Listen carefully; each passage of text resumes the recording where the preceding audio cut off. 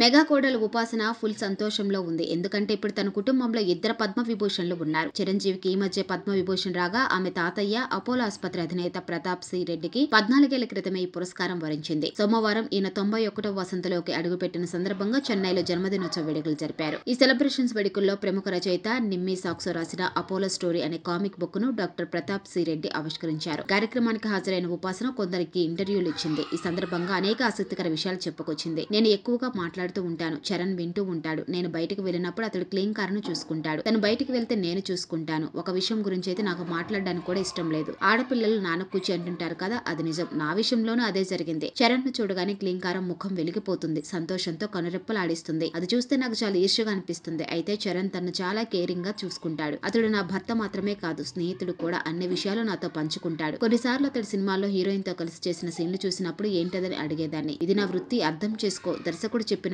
చేయాల్సిందని చెప్పేవాడు. సర్లే అని వదిలేసేదాన్ని. ఏదో సరదాగా అడుగుతా కానీ అతడు ఏ హీరోయిన్ తో నటించినా పట్టించుకోను. హీరోయిన్స్ కన్నా నాతోనే తన కెమిస్ట్రీ బాగుంటుందని చెప్పుకొచ్చింది. కాగా చరణ్ ఉపాసన పెళ్లి 2012లో జరిగింది. గత ఏడాది వీరి పండంటి బిడ్డకు జన్మనిచ్చారు. లలిత సహస్రనామాలు ఒకటైన క్లీంకార అనే పేరును కూతురికి నామకరణం చేశారు.